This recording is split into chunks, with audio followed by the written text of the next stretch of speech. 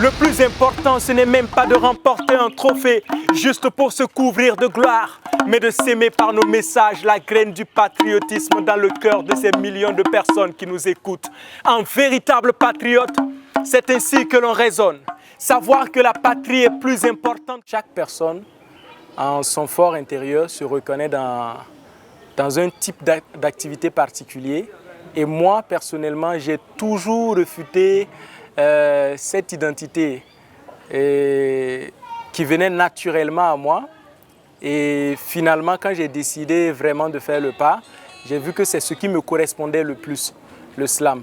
Il nous arrive toujours de croire que quand il y a plusieurs candidats et une seule place de vainqueur, à la fin, il doit forcément y avoir beaucoup de perdants. Après mon stage dans le service de traumatologie, que j'ai constaté que les accidents de la circulation étaient très récurrents et qu'elles faisaient beaucoup de ravages dans la société. Donc j'ai décidé en ce sens-là d'interpeller à travers le slam. Donc je vois le slam vraiment comme un art utile, un art qui sert vraiment à l'éveil des consciences et qui peut servir comme une arme puissante de construction de cette nation.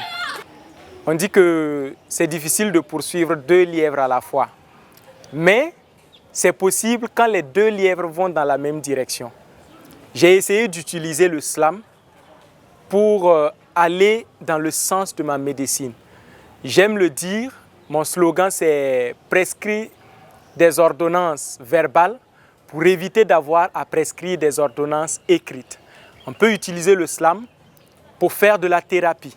On peut utiliser le slam à titre préventif pour sensibiliser les masses populaires en matière de santé même d'abord, pour éviter vraiment beaucoup de maux dans la société.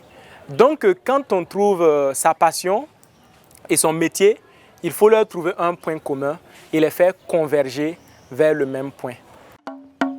Je pense à toi, Général Sadio Camara.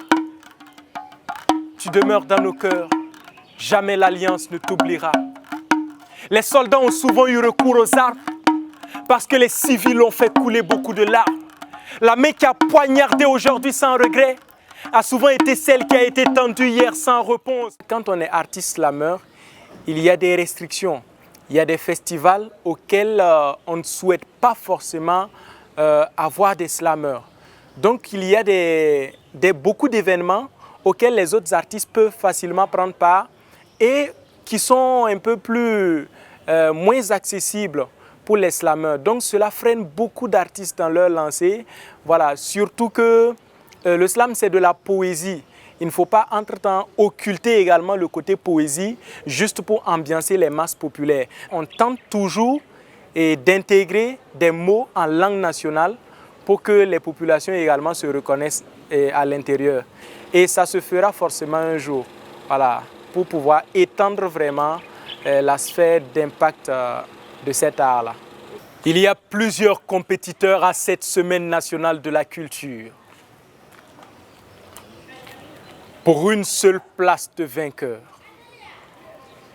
J'ai imaginé dans ma petite tête tous les scénarios possibles, mais jamais je ne ressortirai perdant de cette semaine nationale de la culture.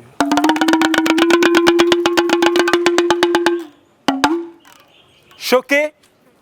J'aimerais tout simplement, en résumé, dire dans le cadre de cette SNC que la culture est similaire au pilier d'un bâtiment, sans quoi le bâtiment tout entier s'écroule.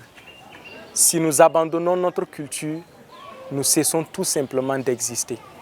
Alors j'appelle tous les Burkinabés à d'abord être fiers de leur culture et à savoir valoriser cette culture-là.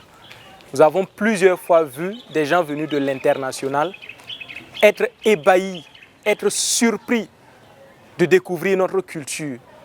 Nous baignons dans cette richesse culturelle-là, donc sachons la respecter, la valoriser, tout ça pour hisser le drapeau du Burkina au sommet. Nous avons assez soufflé sur les braises de la guerre. Il est temps que l'on fasse des efforts pour la paix.